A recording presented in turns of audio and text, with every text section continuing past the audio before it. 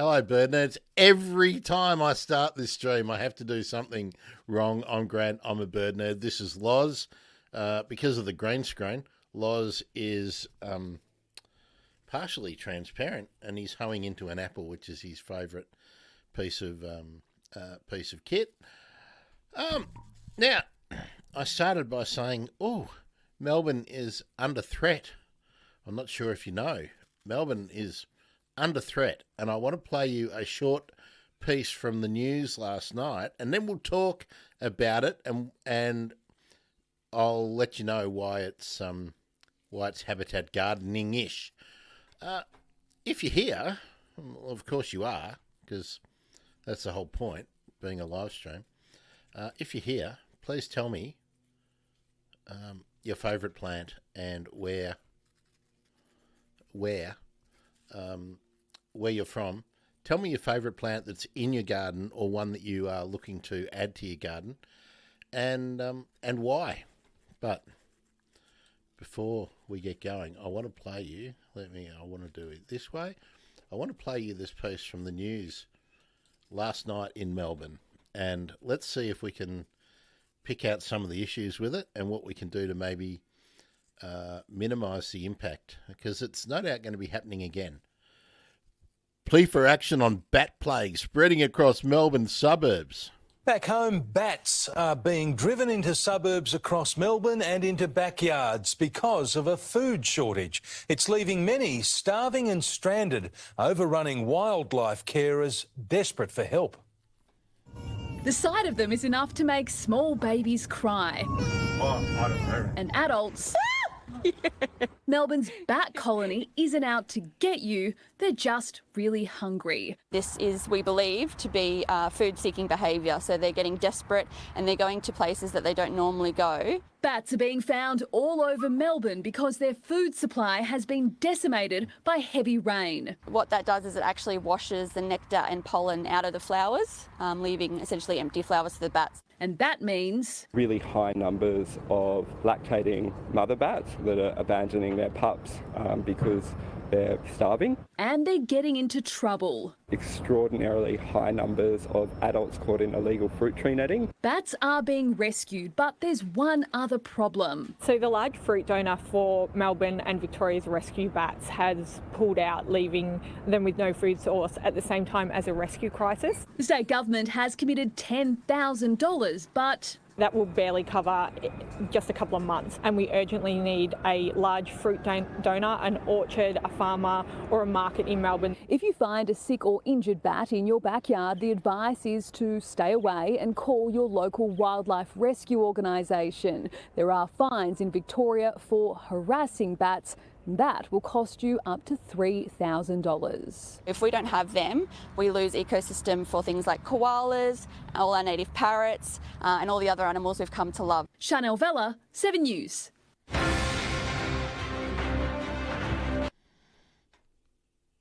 Okay, we don't need any more advertising for Channel 7 News there.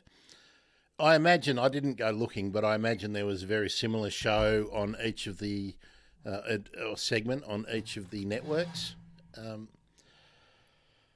Okay, so very real problem.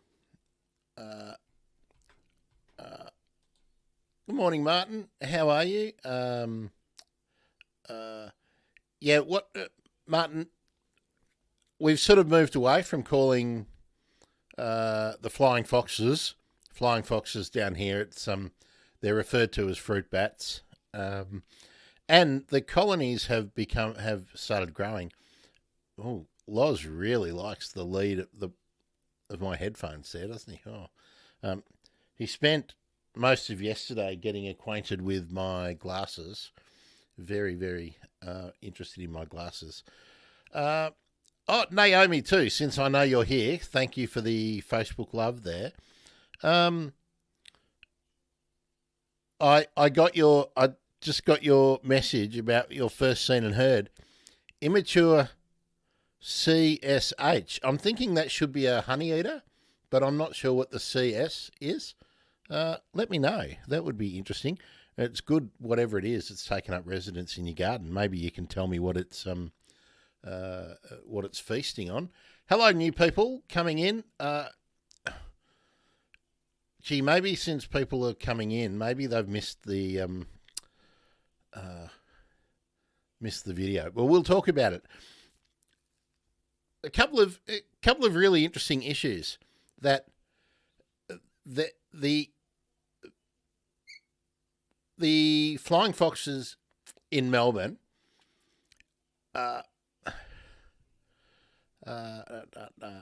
Naomi. Favourite plant is your Angophoras. Good. Now, I think yours is an Angophora bicostata, I think. Closely followed by your Illawarra flame tree, which, of course, is a brachychiton. Naomi loves bats. Oh, collared sparrowhawk. Oh, okay. CSH. Okay. So that means there's lots of little birds around for your collared sparrowhawk to feast on. You've got an orchard. Okay, so I really hope an orchard will donate fruit. That's the that's in relation to the clip I played. They're precious and important for pollination. Yeah. Now this is what I wanted to talk about, and it's not what I was going to talk about today. But when I saw this last night, I was a bit enraged because most mornings when I'm walking shadow around, and it's usually before dawn when I try to do that early, at this time of year about 5:30, and I usually see fruit bats heading back to where they roost. And there's a big roost at the Botanic Gardens. There's also a big one up near Ivanhoe, and there's one on, and they're all along near the Yarra, so they're very close to the Yarra River. And there's one in Kew. And the birds, the bats can be unpopular. The fruit bats can be very unpopular because they raid domestic gardens for fruit when things like plums and are ripening, but also when they're flying overhead, and depending on what they've been eating, their droppings can be, they can be red, they can be yellow, and they'll pop on people's washing that they've left outside, and on cars and all that kind of stuff. So there's a nuisance factor for them.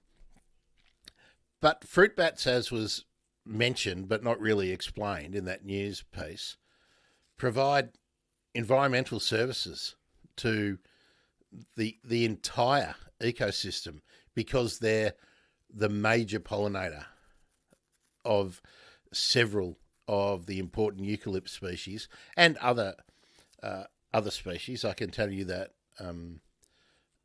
around here they are in the mature gums when they're flowering. We can hear them going all night. So they're being caught.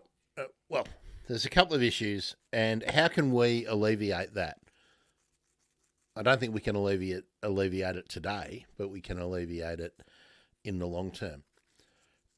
When there's these large rain events, and we've had really intense localised storms in parts of Melbourne recently, and of course there's flooding and storms have been happening all over the country. So when these storms hit eucalypt flowers, which are open and delivering nectar and pollen, they get washed away in these high intense rain events. So the food's gone for a night. So they've got to go somewhere else. Martin, dead set, stop clearing forests. That would seem obvious, wouldn't it? But we can improve because the bats are highly mobile, obviously. They're big and they travel a long way, maybe 50 kilometres in a night, maybe more. So we've got to put more food sources into the suburbs and along all of these corridors that we often talk about in these shows. We've got to utilise the public land to provide browsing opportunities for bats, birds, koalas, possums, everything else, right? So that kind of links with the question. What is your favourite plant in your garden, or one that you are wanting to, or two or three that you are wanting to add? Naomi picked a plant that the fruit bats will enjoy, an Angophora, also for all the nectar-feeding birds and insects. So I just wanted to use this morning to sort of open up, and this will lead into next week, where I'll give you some help to think about the way that I would like people to think about when they're developing plans for their garden or to add into their garden.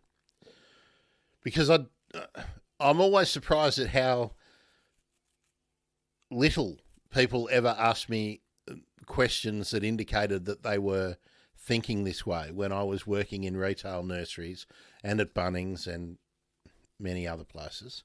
Lots of new people coming in. Hello. Oh, good. Nice to see lots of people on YouTube. Make sure you're subscribed. Facebook and X. Now, new people, let me know. I'm not streaming to Instagram today, by the way. There was a glitch and I couldn't be bothered waiting to sort it out. New people, have you got any idea what I'm talking about with the fruit bats in Melbourne? If not, would you like to see would you like to let me run the video again? It's only a couple of minutes long. Folks, would you mind if we did that again? Just let me know if you popped in the last couple of minutes. Would you like to see the video again so you can be fully part of this conversation before I reveal the way I would like you to start thinking about plants that you would like to select for your garden? Just give me a thumbs up or a yes or a no while I have a drink. Excuse me. Oh, and if you're new and you haven't met Loz, this is Loz. Okay. Waiting for comments is very, very boring for people, so I'm just going to play that news item again, and we can talk about it again. Because there's a few issues that are raised in it that I think are really, really indicative of all of the problems that we talk about, and I'm not really sure how we're going to solve it. But here we go again. Back home, bats are being driven into suburbs across Melbourne and into backyards because of a food shortage. It's leaving many starving and stranded, overrunning wildlife carers desperate for help. The sight of them is enough to make small babies cry. Oh, I don't know. And adults... Melbourne's bat colony isn't out to get you, they're just really hungry. This is, we believe, to be food-seeking behaviour, so they're getting desperate and they're going to places that they don't normally go. Bats are being found all over Melbourne because their food supply has been decimated by heavy rain. What that does is it actually washes the nectar and pollen out of the flowers, leaving essentially empty flowers for the bats. And that means Really high numbers of lactating mother bats that are abandoning their pups because they're starving. and they're getting into trouble. Extraordinarily high numbers of adults caught in illegal fruit tree netting. Bats are being rescued, but there's one other problem. So the large fruit donor for Melbourne and Victoria's rescue bats has pulled out, leaving them with no food source at the same time as a rescue crisis. The state government has committed $10,000, but That will barely cover just a couple of months, and we urgently need a large fruit donor, an orchard, a farmer or a market in Melbourne. if you find a sick or injured bat in your backyard, the advice is to stay away and call your local wildlife rescue organisation. There are fines in Victoria for harassing bats. That will cost you up to $3,000. If we don't have them, we lose ecosystem for things like koalas, all our native parrots, and all the other animals we've come to love. Chanel Vella, 7 News.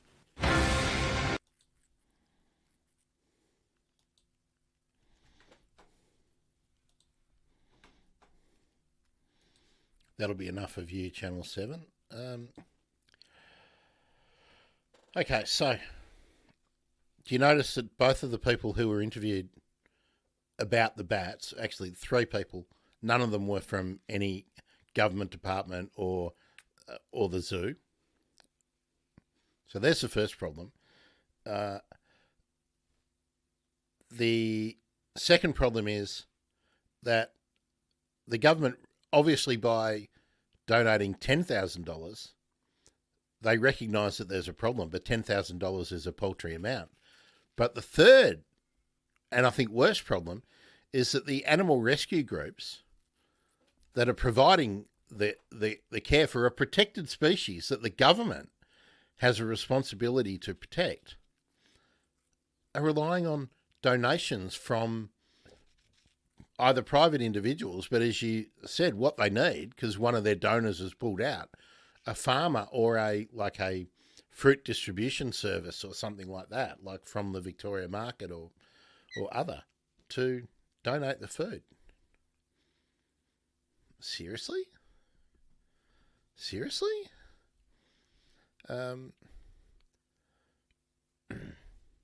That surely there could be money to purchase food so that protecting a species which has been persecuted enough over time, that the donations aren't, or that the well-being, the feeding of the birds that are in of the fruit bats that are in distress, are not reliant on the charitable intentions of others. So that's what drives me a bit bonkers. But having got there and played that twice, what I would like to get you to think about, and this is really where we'll sort of focus our conversation if we're having one this morning, on do you think about when you're selecting plants, apart from looking at the beautiful flowers and what, or if they set seed or whatever else, or if they're dense and bushy. Oh, Naomi, that's a very nice long comment. We'll get to that in a minute. I'll pop it up. But do you think about that succession over the year, that there is food available right through the year for the birds, critters, mammals that you are hoping to bring to your garden, as well as those that already live there? So I know that my participants in the Riot Squad are already very nuanced and sophisticated thinkers about these things. But be honest, is that something that you consider when you are picking up a label? Is pretty much the first or second thing you look at is when is it flowering? Or if you're selecting it because it will provide fruit and seed, when are those seeds going to be available? Let me know what you've got here now. Naomi talking about her bleeding heart vine. That's a ripper. You got brown cuckoo doves, wonga pigeons, white-headed pigeons. Geez, you're lucky to have the wongas and the white-headeds in there. Lewin's honeyeater, one of the noisiest birds going around. Loads of thornbills. When does a lot of thornbills or a heap of thornbills become a load of thornbills? Naomi, have you determined the number? Silver eyes and fantails, both grey and rufous. Great. So, just from what Naomi is telling us in that comment, we know that there must be quite a high density of foliage, and also quite a few strata layers up to, I don't know, I'm guessing 30 or 40 feet to be having greys and rufous in the fantails there. Ringtails and brushtail possums.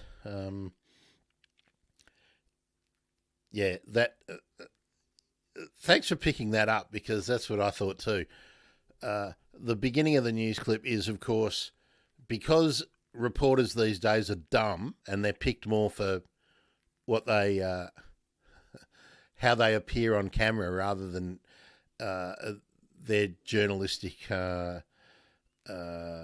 skills and integrity. Fruit bats are not the least bit scary. But of course, they focus on, oh, bats, scary, scare the kids, oh, alluding to, oh, vampires. Bloody dickheads. Yeah, of course. And don't touch them, of course. Martin has said, that's the goal for me, only have a small space. Now, Martin, let's talk about that, because in a small space, obviously you're going to have difficulty putting a lot of plants in that have that are suitable, that are large and suitable for fruit bats. So, and if you're in a small space and you're in close proximity with your neighbours,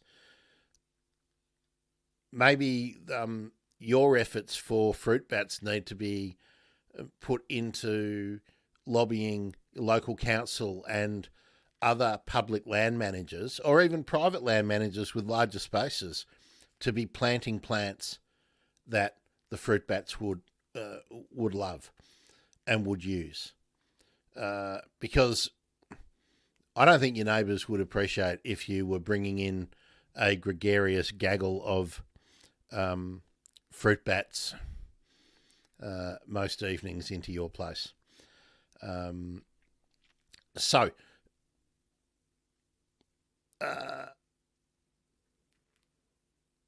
For Martin, you should send me a bit of a floor plan or something, Martin, and we'll let's make that a project where we can actually see what we feasibly could jam into your place.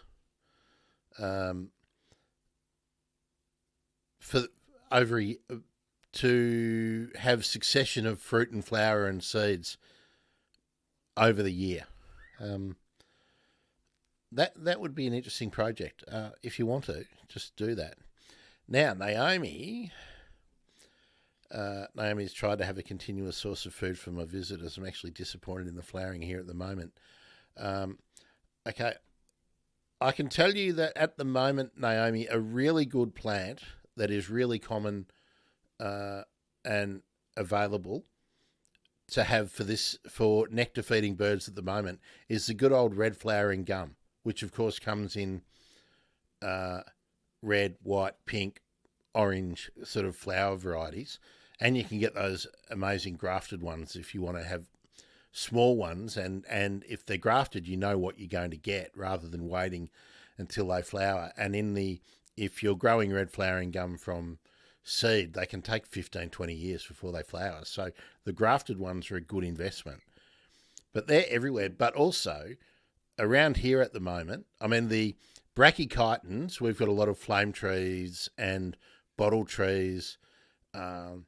Just in my area, there's 3 different brachychitons that are available. They're just finished up their flowering, so now they're setting seed. So brachychitons are good. There are lots of grevilleas at the moment which you can select for flowering. For insects, Myoporum parvifolium, I noticed, is just starting to flower. The Dianellas and Lomandras, Dianellas around here are flowering at the moment. Lomandras are covered in seed at the moment, and the Dianellas flowering at the moment means that they will be setting fruit in, as we get into Easter. So there'll be fruit available from those plants. So there are some wattles flowering at the moment, which means they'll be setting seed at the moment, but there are seeds being set and distributed now from the golden wattle, Acacia pycnantha. That's happening around me at the moment. Of course, these things are different across the country, but your local nursery should be able to give you some info on what's what. But that's really good that you're starting to think that way. Because if you have a food drought, no matter what kind of food your birds and your reptiles and your amphibians and whatnot are into, they need food all year. Loz is obviously gorged on his apple, and he'll be having a nap now. Naomi, the flame trees here are about to flower. Everything seems a bit off. Yeah. Thanks, Loz. Yeah, Naomi. Those actually, while we're on, I might actually just have a look and see what the prices are for those grafted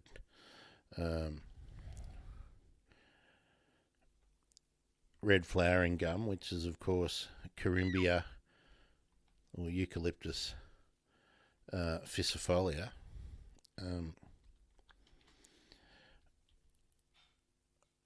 Let me see. Yeah, thanks, Loz. I agree with you. Let's have a look.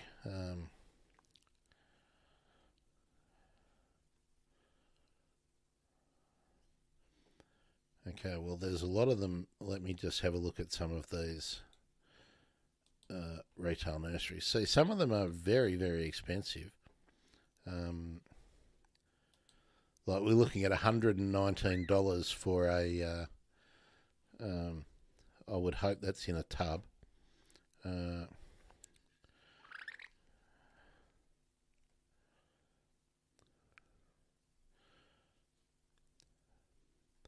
All right, so I'm looking at a website now. I won't put them all up because a lot of them here don't actually have stock at the moment. Mature size 6 by 3.5 meters. No stock. Here we go. So there's a company here. I'll look these guys up.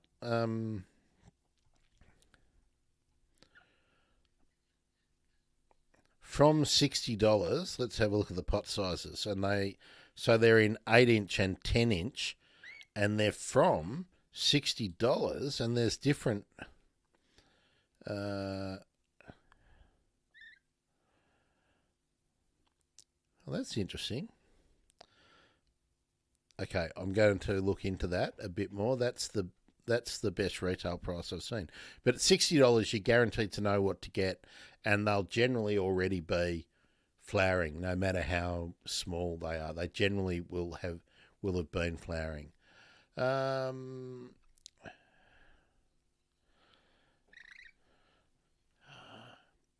And then I'm seeing the red flowering gum, Yuki dwarf, the snow gums, yellow bloodwood, and these are all dwarfs.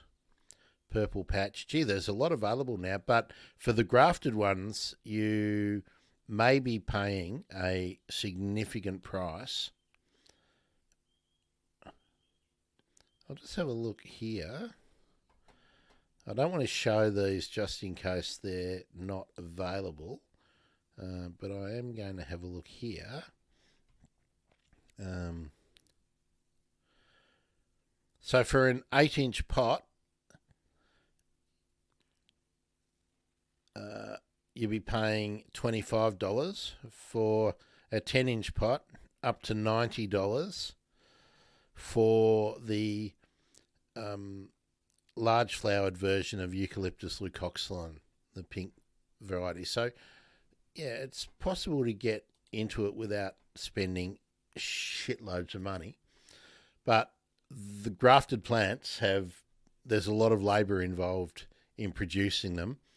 And there's a premium for them. I can tell you, when I worked in a retail nursery for myself, and I was ordering these in that would be about so high, and they'd be in a probably a 12-inch pot at that stage, and I paid wholesale. I was paying between $150 and $200 back then, and that means marking them up. I was selling them for $300, and people were buying them because when they're in flower, they look amazing, and people could see what colour they were going to get. They've also been selected for very big umbels, like the bunch of flowers, or for a better term, flower head. So Martin, going back to your situation, because you've got small space, there are a lot of grafted eucalypts now available. And because the technique is fairly well practiced now, and a lot of people are doing it, I'm going to start trying it out too. I've ordered I've ordered some plants to use as the rootstock to try and graft things onto. So we'll see how easily or how badly I do with it. See, the technique's pretty, depending on whether you do the tip or whether you do a heel cutting. I just need to, I'm going to try some of the ways that aren't very well publicised. So, any questions? I think, thanks, Loz. I've got to say, I want to tell you a little bit about Loz too. I mean, some of you might have been watching when Loz turned up here. So he's not a bird that I went out and procured. He just arrived. And I thought at the time it was a young bird. And I'm not sure that Loz is that young, but it was really out of condition when I got him, or her, it. Having fed Loz up a lot now, got Loz on a good diet. It's a lot more confident, but he's also bonded with me, even though he originally must have had someone else that was his special person. Assuming that, he must have had lots of contact with people, because he's quite happy to do all of this stuff. Oh, hello, new people coming in from everywhere. Let's do a quick recap for those who are just coming in. We're talking about the issue of how we're removing food sources for wildlife in cities, and then when there's an added pressure like the intense rain, isolated rain events that we've had in, this example is Melbourne, but of course at the moment, the Gold Coast has been flattened twice in a short time. I think we're having the third major storm event coming up into North Queensland at the moment. Every time something like this happens, there's damage, and some of the natural food sources are obliterated. Now, that's a natural event that happens all the time. If in between these natural events we keep removing food sources when there is no disaster, when there is a disaster or when there is a big event, the wildlife suffers more than the people do. So in Melbourne, we're having fruit bats getting caught in netting on fruit trees, which you should only be using. You're only allowed to have bat-safe netting, which is not big enough for them to get their heads in and everything. But, of course, people are using stuff they've had in their garage for 30 or 40 years, and that is causing bats to be injured. But the main thing is that they're not getting any food, and they're just exhausted, and they're dropping in people's yards or on footpaths. They're just turning up in places that people probably have never seen them before because they're flying around at night. So we're thinking about how to provide food for not only fruit bats, but nectivorous birds like Loz here all year. Okay. And they eat fruit as well, of course, but they are mainly pollinators, and their main food source is eucalypts or corymbia, gum trees, and similar plants in the Myrtaceae family like like the Angophoras and like syzygiums and melaleucas, callistemons, and all those similarly allied plants. But they're essentially blossom migrants isn't really the right term, because they come back and roost in the one colony, but they are venturing out on feeding sorties, and they go a long way. I think about 100. I want to look it up. Let me look it up. How far does fruit bat travel? How far does fruit bat travel each night?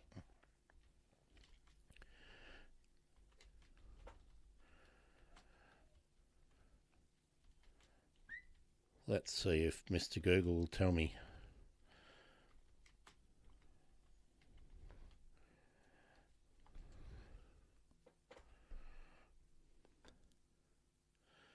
More than 60 kilometres seems to be.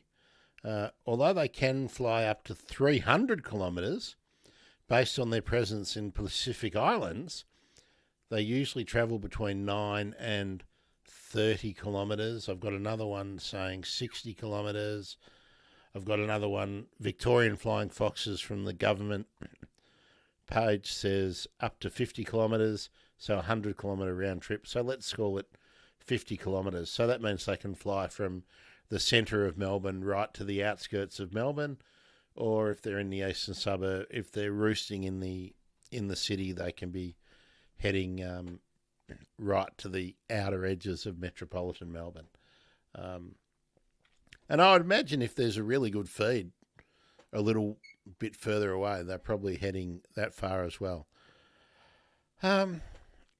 So anywhere in that 50 kilometre radius of Melbourne, and there's going to be colonies in other places, anywhere within 50, 60 kilometres, you can make a difference if you plant a plant that they can feed on, which is pretty much any of the Myrtaceae plants.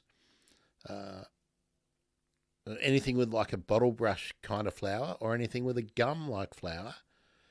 And if you're planting things like syzygiums and acmenas, not only do they get the blossoms, they'll come and eat the fruits. So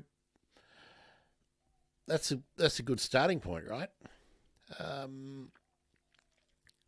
So I really want more of your suggestions of your favourite kind of plants, or something that you're hoping to add, something that you would really like to grow. Also, this has just sprung to mind too. This came to mind while I was watching something on TV yesterday. How many of you get your ideas from the kind of gardening shows that are on TV, like your plant ideas? Or do you get your plant ideas from magazines, or do you get the ideas from visiting botanic gardens or public parks and or nurseries? Tell me that. Oh, Loz is you're quite relaxed now, aren't you, fella? We're starting flight training, and ordered a harness for Loz so we can go safely out on journeys out into the wild.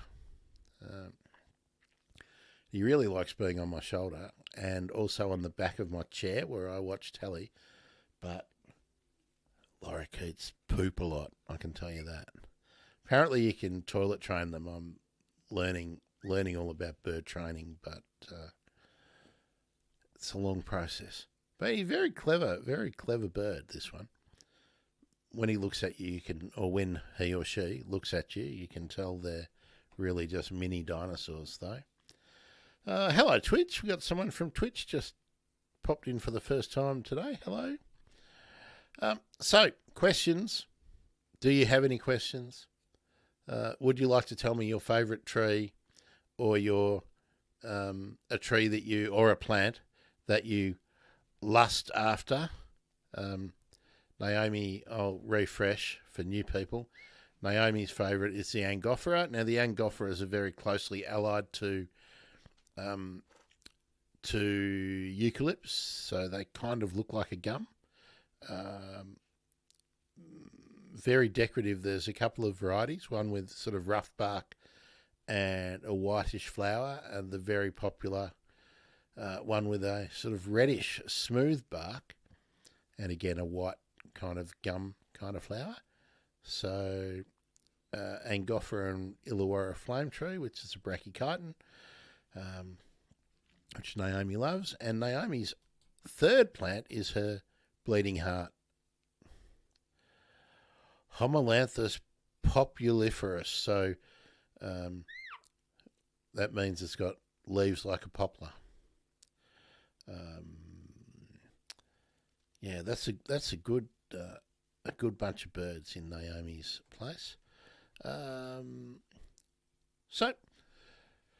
that was the thing I wanted to raise with you all this morning. I was going to talk about cockatoos, but that news item made me mad. If you've just jumped in to the stream and you didn't see the news item that started the discussion, just pop in the comments and let us know if you would like me to run it again. It's only a couple of minutes.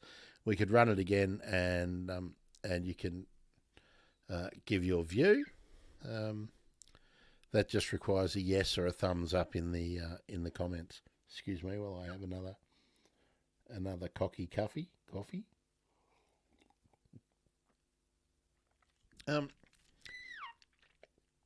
Naomi, apart from your collared sparrowhawk, what else has been a notable sighting in your area? Martin, you can tell me that too. Have you seen anything notable in the who's hearing cuckoos in their locations? I'll tell you a bird that's missing, the summer migrant that is missing for me so far this year. Here is the black-faced cuckoo shrike. I have not seen one yet.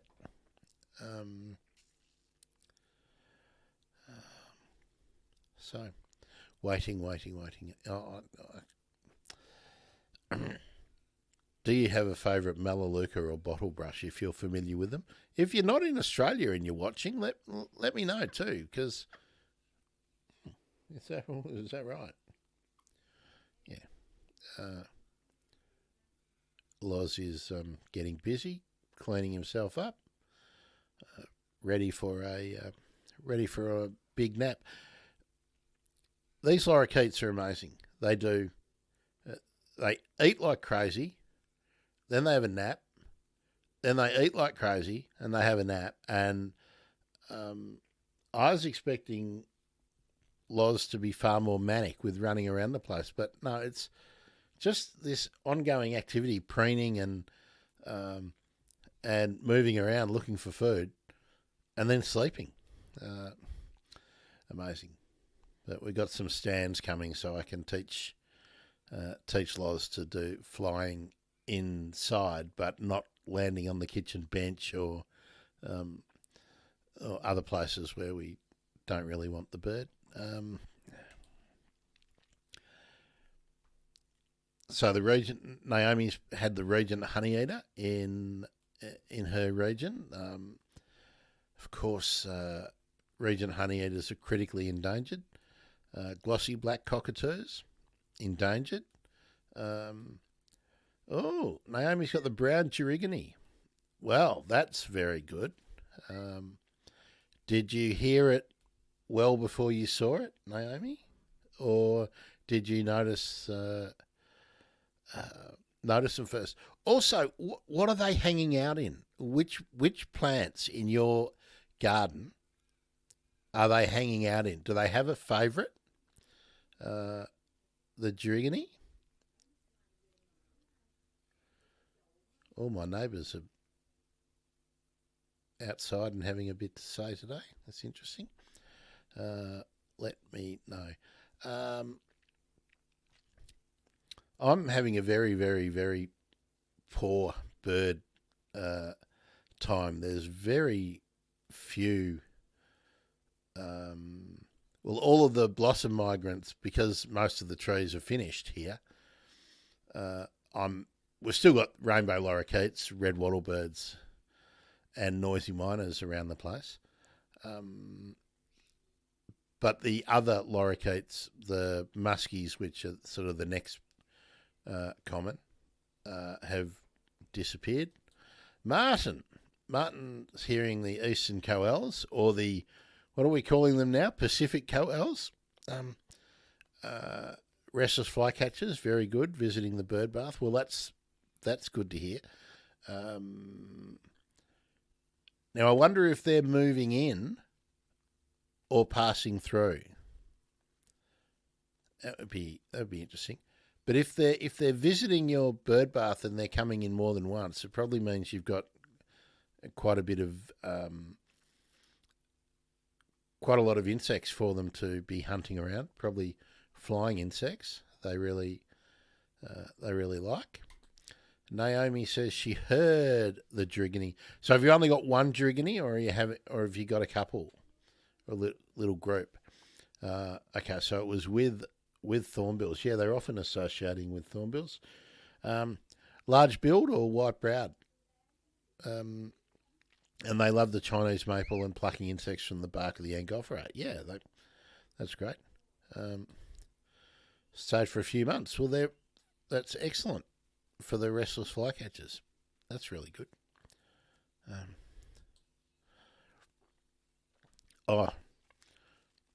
Loz news. I've been trying to get Loz to have a bath on his own for a while, and yesterday, after about half an hour of splashing in the bowl of water with my fingers, he was very, very interested, running down my arm and getting right close to it, but then retreating. After about half an hour of doing that, jumped in, and I've never seen obvious joy in anything but a dog so clearly before. He was pushing himself around the edge of the bowl, rolling around. Absolutely loved it. So that was good. Give him the opportunity to have another one shortly. Okay, well, gee, I didn't think we'd get anywhere near an hour today on what I was talking about. If you have recently arrived in the stream and you didn't see the news item that I played, let me know in the comments on, Facebook and YouTube, and Twitch, because they'll all come in. Let me know if you want me to play it again. It's only a couple of minutes, so you know the issue that we were talking about. Hello, Betty. Okay, let's... Naomi has said she saw 2 Drigonies and with the striatids, large bills and browns. And you've got yellow thornbills as well.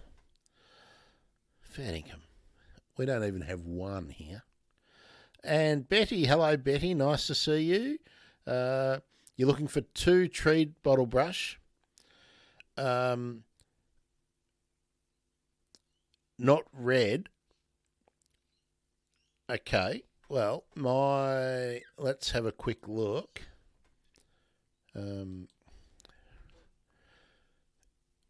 If you don't want red, I think you're going to have to be happy with yellow. But you could substitute in a Melaleuca. I'm just going to make sure that the bottle brush I'm going to suggest for you is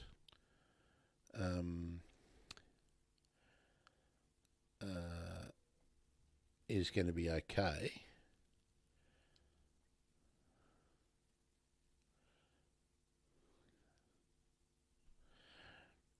Well, you're certainly going to find a variety of this one.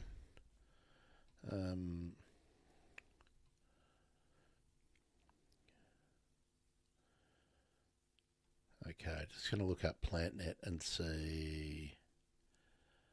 Oh, let's look at Angus. Beg your pardon while I just look and make sure they're frost hardy. They certainly grow really well here in Melbourne.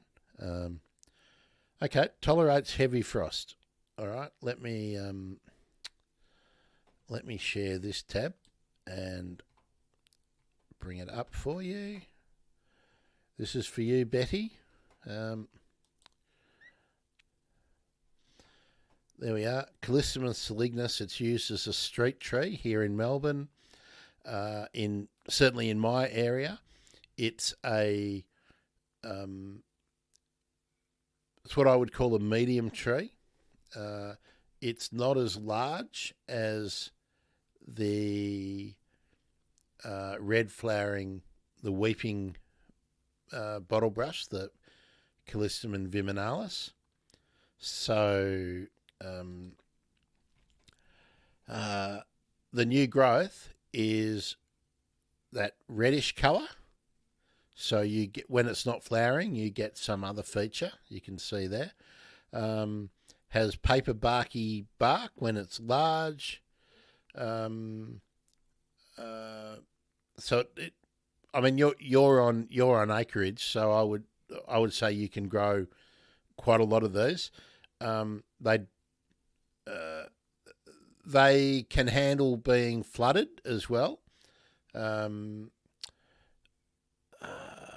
Let's see what else they're saying here.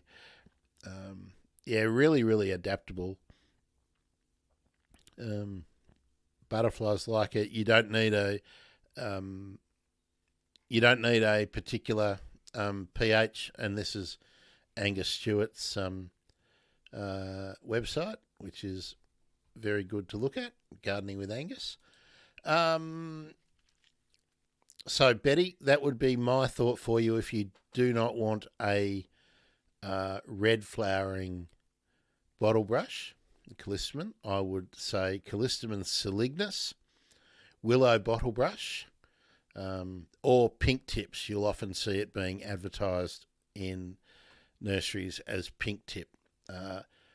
Heavy frost tolerant, can handle wet feet, so it's really good for planting in low-lying parts of a property that will sometimes flood. That is my suggestion for you, Betty. But I am going to give you another one. Just let me pull that out for a minute, and I'm going to give you a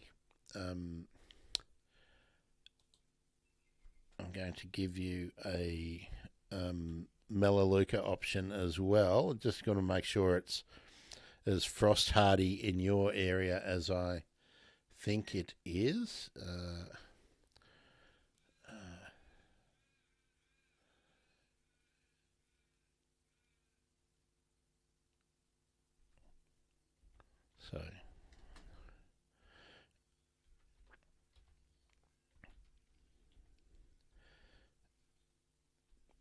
And this is one that is usually available in I'm just having a look to see. Well, it's being advertised in a lot of the online nurseries at the moment. So I'll just pop up I'll check out Gardening with Angus again, but also one of the nursery. Oh, where are you going? Oh, you're back. All right. I'll just make sure that it's light frost tolerant to -2, says the online nursery. Let's see what Angus tells me. Frost tolerant, tolerates light frost. So this, Betty, this is for you. Let me pop it in again.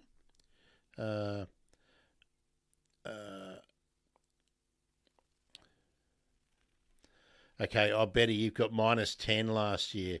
This is -2 for this one, so maybe don't. Well, maybe if it's in an understory area, it might be all right. But because the reason I like this Melaleuca diosmofolia, is that it's a very dense bush with green flowers. And because it's quite dense, even if it did get frost damage, you'd just lose the tips, I would imagine, and they would come back. So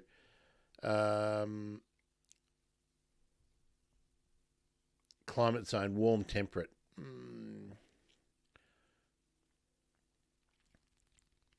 It's interesting. It says soil moisture well drained. I've seen it growing really well in like heavy. So anyway, that would be my my thought there. And this is a good photo to show its habit. It's very dense.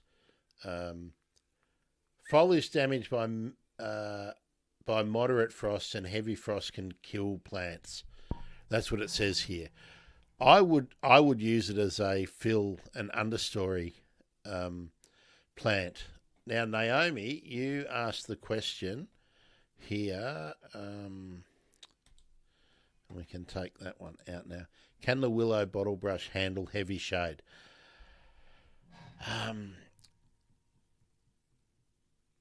I would say heavy shade, no. It's not a bad understory plant. I've seen it used along waterways with eucalypts over the top, but I would say it medium shade would be my thought. It's not a heavy shade kind of plant.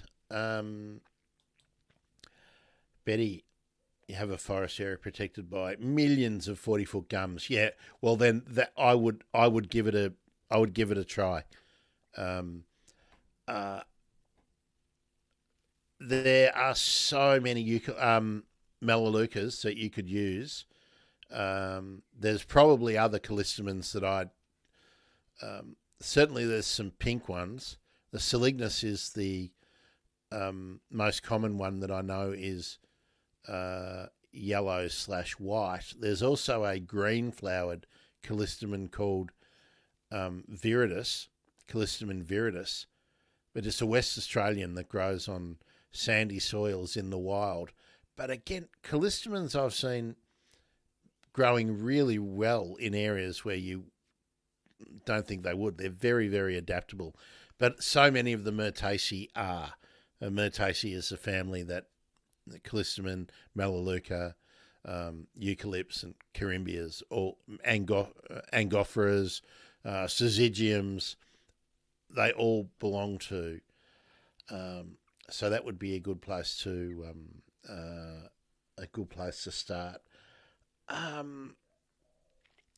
Naomi, I'm guessing from your question that you are looking for a medium tree to pop in heavy shade. Is that where your willow bottle brush question was leading? Let me know if I've picked up on that need, and if you have a requirement for a small to medium tree in heavy shade, let me know and let's see if we can find one. I've got an idea for one, but I would need to know about the spot that you would like to put it in. I'll tell you another way to deal with heavy shade that people often don't think about.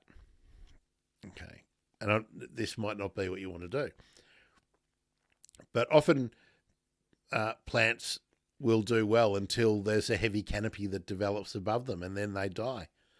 Why not plant a heavy shade climber on the dead plant, and you'll get the same effect because you'll get the foliage and you'll get flowers and you'll get cover, and you won't be seeing the skeleton of the formerly happy alive plant that has become a dead plant. So that's another good idea. And of course, the Pandaria, the Wonga vine, is a plant that does okay in heavy shade, but also is very, very good in full sun. And do you want to get on there? I think Loz wants to get on the microphone. He's certainly checking it out.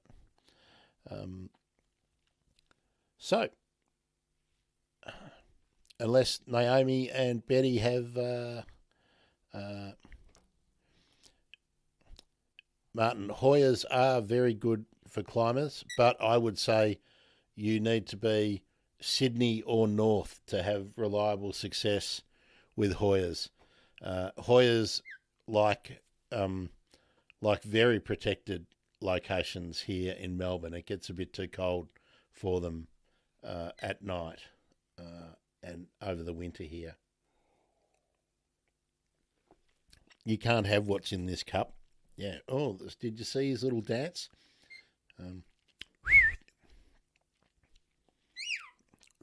Oh, there we go. He's doing his dance.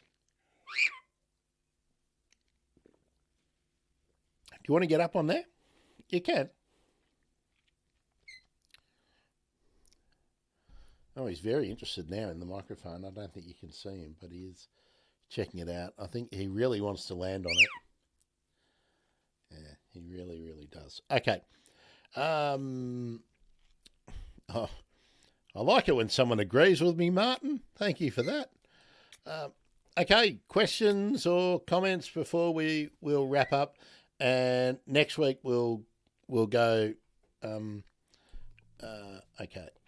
So Naomi says, I'd like to put a bottle brush or a grevillea. Oh, well, a grevillea for shade, no question. Grevillea shiresi. No question, Naomi. I've talked about it before. I'll just get it up on the...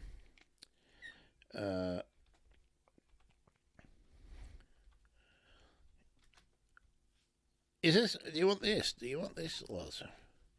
Yeah, no question. This is what I will...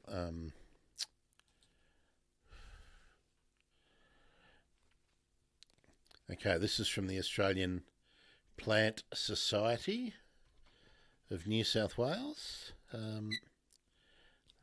Let's get it in. I'll just get your comment out so that we don't cover up all of the... So Grevillea shiresi has quite boring looking flowers. They're bluey green. Let me get onto here. Oh, we're not getting a photo of it, but it's a can be up to 5 meters tall, but I've rarely seen it more than about 2 meters tall in cultivation. But it can be a wide screening shrub. Now it's very rare in the wild, so it grows in dense sort of creek gullies in the wild, but it's a really nice looking plant, I think. But the honeyeaters love it, and it grows in dense shade. So that would be my recommendation. There are others, but that would be my recommendation. Particularly, it's not. No, it grows in the Hawkesbury, so not too far out of your region there, Naomi. Now, so it grows in forest shade, but not rainforest shade. If you get my drift. So, yeah. So, yeah. That is certainly my my recommendation. The other good thing about it is it will hold its foliage to very low down, so you don't get this bush with a sort of a trunk, and then because it's heavy shade, you can't fill the area below it. So it holds its foliage really low down. I've grown it a number of times in Victoria, and it's been great. And actually, it's one of the ones I've ordered some seed, and it will be growing here. I'm using it as a screen, as a filler here. Oh, where are you going? So, all right. I tend to do this every time we do a stream, but we're getting to that point where... where are you going, Loz? Come back over here. Yeah, that's right. Good boy. Lorikeet loves a toy. Oh, he's not going to play with it now. He chases it and throws it around. Oh, now he's interested. Yeah. Ooh. Ooh. Cool. Okay, so Naomi thinks it'll get to the 5 meters. Yeah, I'd be surprised. Just try it out. And Naomi will give it a go. All right, well, that's what we like to see. We've maybe got 2 good recommendations out today. and oh, Loz, oh, down my back, oh, and I'm wearing white. Oh, that could be catastrophic. Now you're interested in this, aren't you? Ooh, it's making that noise. Ooh, yeah. Okay, all right, folks. Well, since I need to change my shirt, I think we might make that the end. I'm glad I could get a couple of good suggestions out there for you guys. It's almost my favourite grevillea, Naomi. I'll tell you how I got to. Any ideas to replace the Cape Ivy? Naomi has just asked. Okay, yes. Yes, I do have. There's a Naomi says good luck for the day. We'll just get to your Cape Ivy thing first, Naomi. I would. Where are you, Loz? I'm worried about you now. Come on. Woo. I think we're going to have carnage in my bed if Loz gets over there. Pandaria pandarana. And what's the other one? Mental block. Let me look up. There is another one.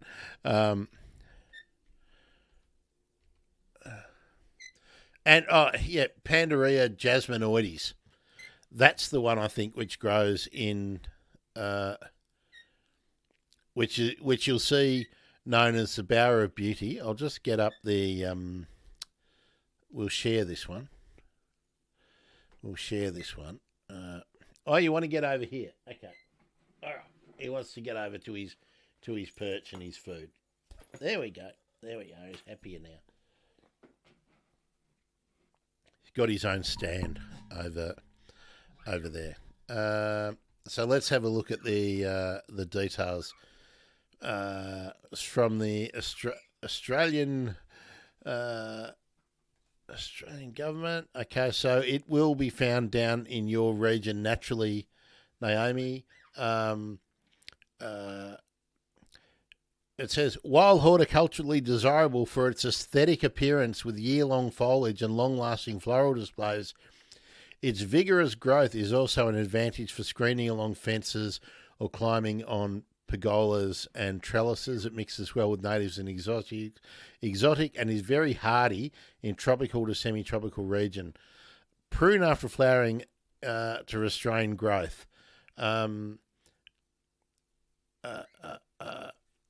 It is important to note that Pandaria species develop a strong and penetrating root system and should not be planted near underground pipes. Okay, so there is a warning. You will have seen Pandaria jasminoides out and about. Just want to check. Okay, frost protection when young. Well, everyone, that's pretty much everything. It will frost tender to 5 degrees. It survives Canberra winters in sheltered areas. It prefers full sun or part shade. Adequate sunlight is all it requires. I've seen it grow. I mean, I've seen it growing in jungle sort of settings. Now I'm going to change from Pandaria jasminoides to Pandaria pandarama, which is the wonga vine.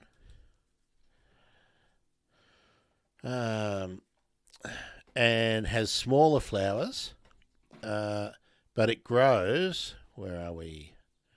Let's go to PlantNet because, let's go to Gardening with Angus.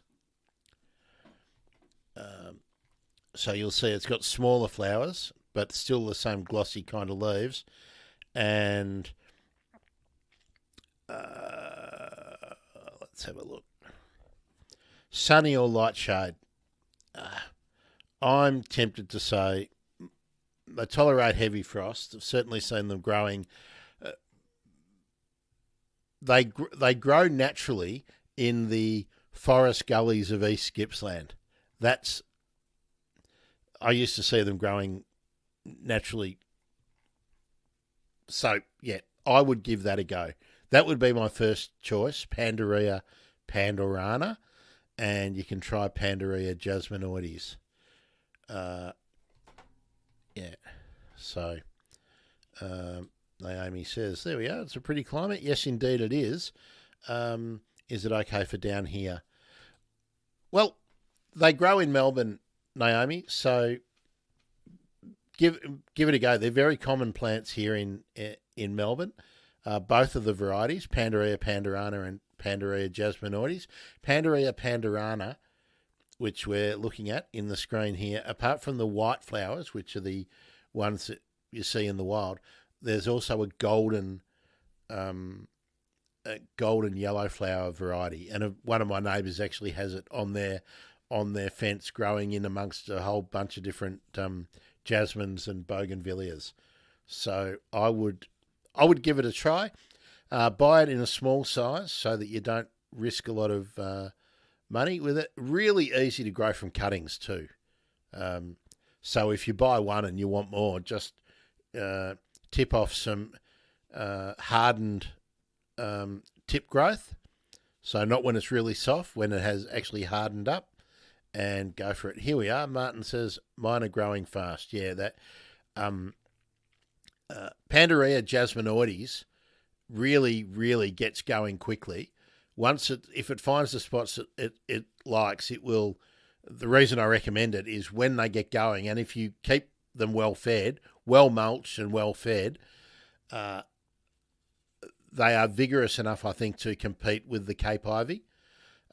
If you're in a fairly sunny spot, not deep shade, but you've got Cape ivy problems, some of the Canettias can compete with the Cape ivy in terms of how quickly they grow.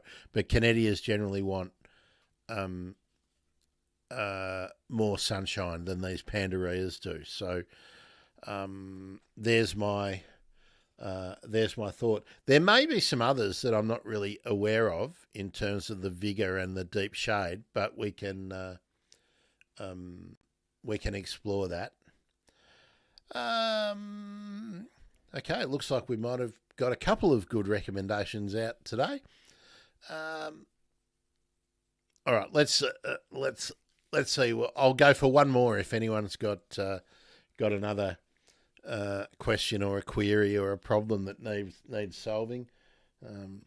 We could go for one more before I need to make another cuppa and entertain Loz, because Loz needs a lot of entertaining.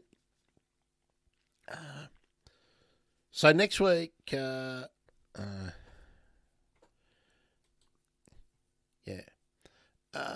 Now, Martin, here's an interesting thing.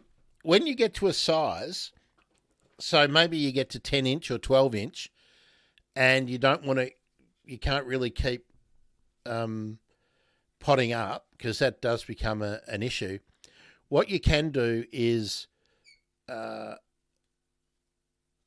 you can root prune.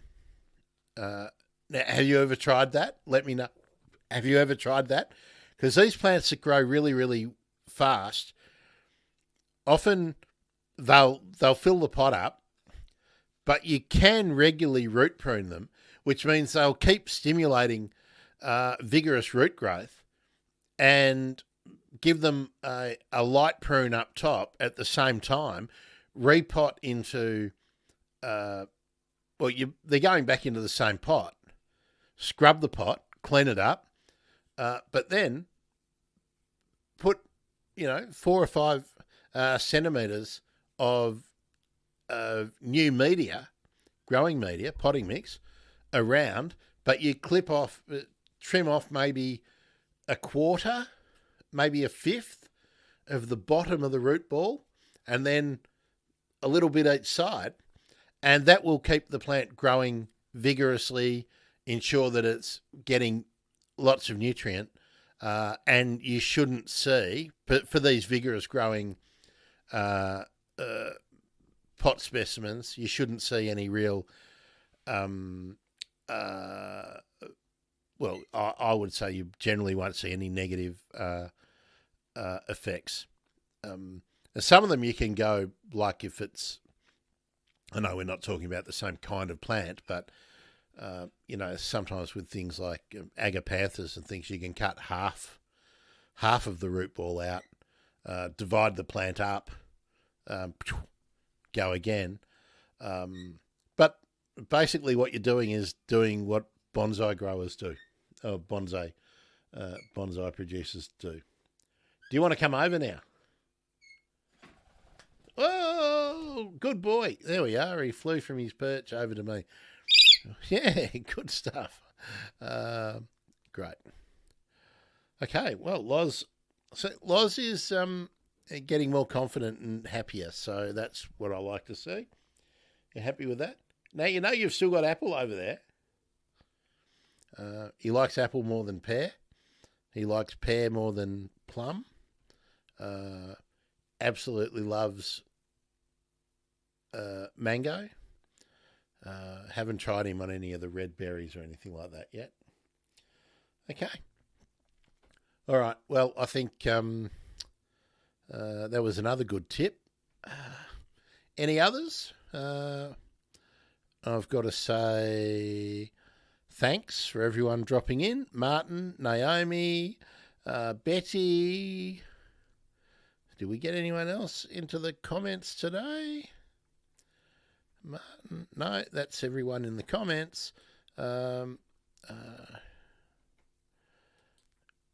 What's not really to do with the show and not a native, but my San Pedro cactus flower attracts insects galore and the microbats come a lot to them. Now, even though I usually will say plant native and indigenous when you can, I've got nothing against planting plants that animals will use. Lots of cactuses will bring in moths. That's really, really common. A lot of cactuses that, they don't often flower. You don't often see a lot of cactuses flowering, but when they do, they need to attract pollinators, and they do, and they're often insects and moths particularly that I know of. And look, the microbats come, so plant them. The zygo cactus, which is really common in hanging baskets, and I've seen honey eaters hovering. I've seen spinebill getting into them. I'm all for planting something that will attract or be useful for wildlife, as long as you're not removing native and indigenous stuff to do it. That's really my main point. And if you can consider indigenous plants, so that it goes indigenous best, native almost best, out of exotic, as long as it's got a purpose in a habitat purpose, if it can fulfill some purpose for wildlife, that's good. So don't be afraid of going for a herbaceous border or some beautiful bedding plants or something, if that's what you want to do. But approach your design and your plant selection not just with the aesthetics or the amount of maintenance you need to do as being the major things that determine your choices. Bring wildlife into that level of decision making with the same seriousness, the same priority. That's what I'm asking you to do. I mean, a camellia hedge can be a wonderful thing. I'm not saying that you need to make every garden decision needs to be to create a native garden. That's not what modern horticulture is about. Certainly not. That's not my ethos. But I certainly do prefer if you can find a an indigenous plant or a native plant that will fulfill that purpose, that's where you first head. And this is, we're talking, this is the same anywhere in the world. In horticulture, when you're doing design and plant selection, what does the space need to do for you? And then can that space do what you need it to do for you? But at the same time, can you make it a really valuable place for the nature that lives around you? That's what I would like you to look at. Martin says some Colombian cloak. Martin, I don't know that that plant. I'm going to look it up in a minute. Now, lutea is something yellow shrimp plant. Okay, I don't know them. They're obviously in the horticultural trade in up in Queensland. What are you doing? Picking up my shirt. Okay. Colombian cloak sounds like a marketing name that they would give cocaine.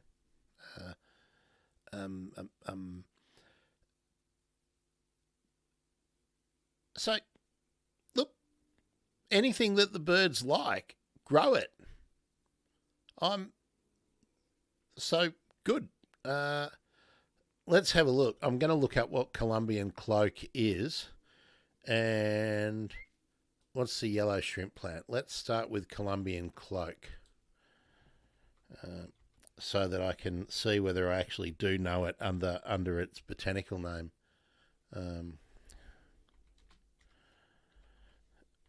With a name like Colombian cloak, I'm going to assume that it's a cascading creeper. Oh, Colombian cloak.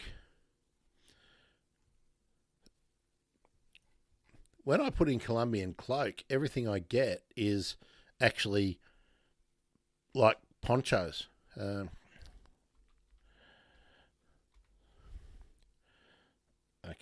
Colombian cloak plant. Oh, here we go. Here we are. Brazilian red cloak. Okay. Oh, these are. Yeah, these. I never knew what these.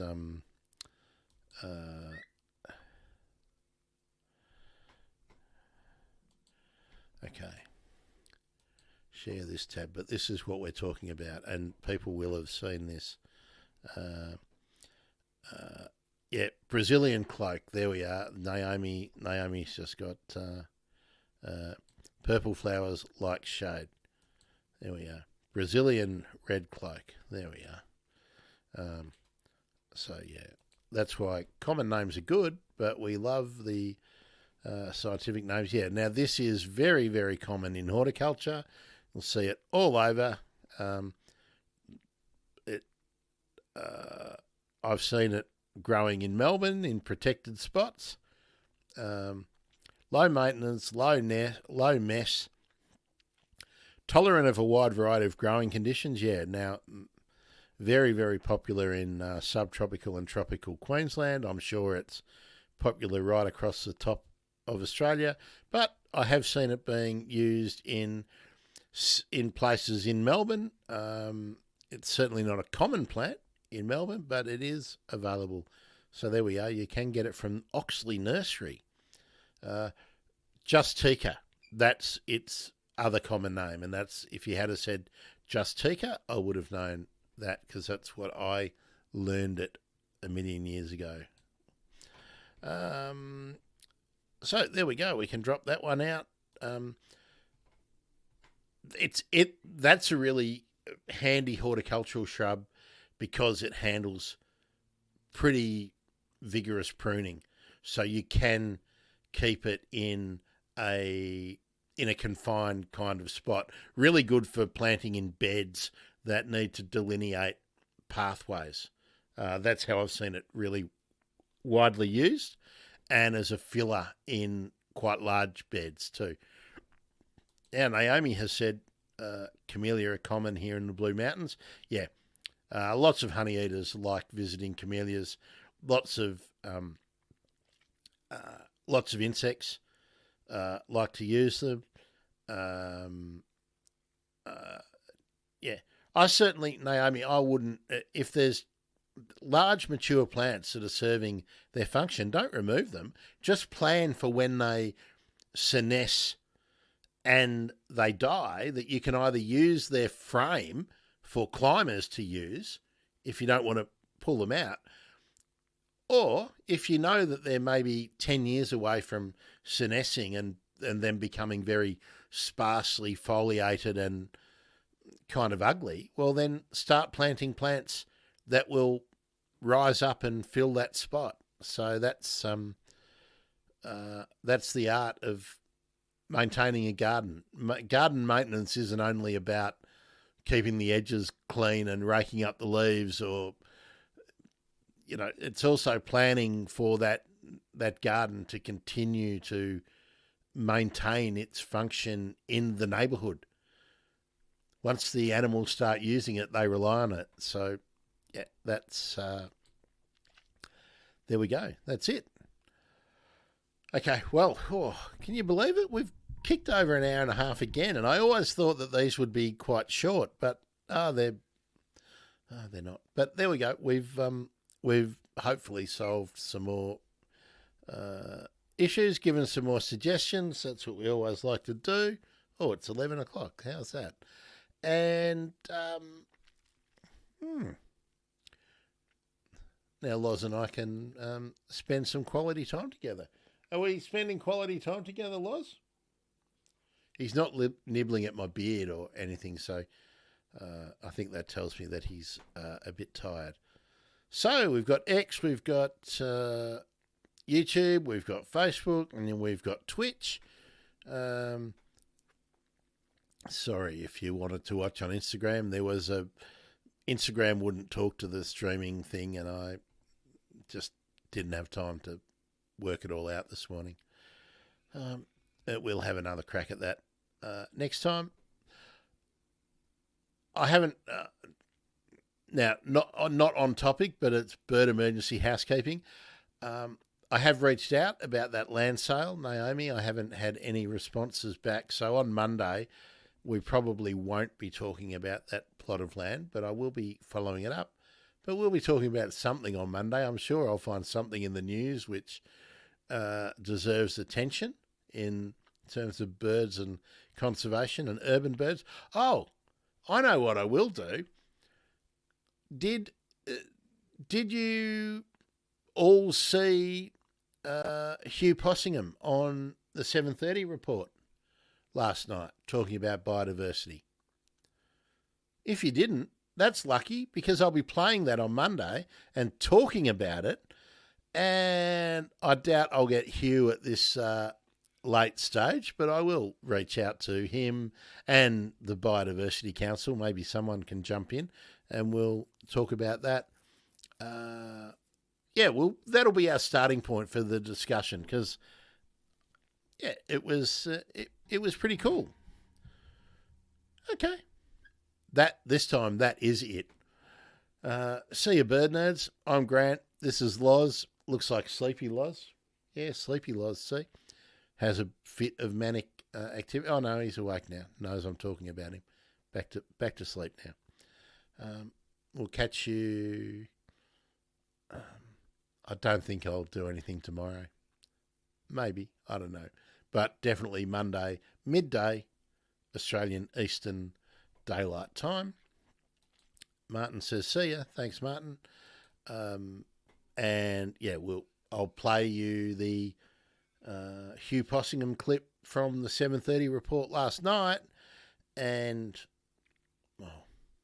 I'm sure I'll have something else that I want to talk about. How can we not? I haven't looked through my news feed. Haven't looked through my news feed to find anything that annoyed me today. So we'll go from there. And I haven't seen any good news, any good environment news, unfortunately. Anyway, we'll take it from there. Thanks, Martin. Thanks, Naomi, for lots of comments.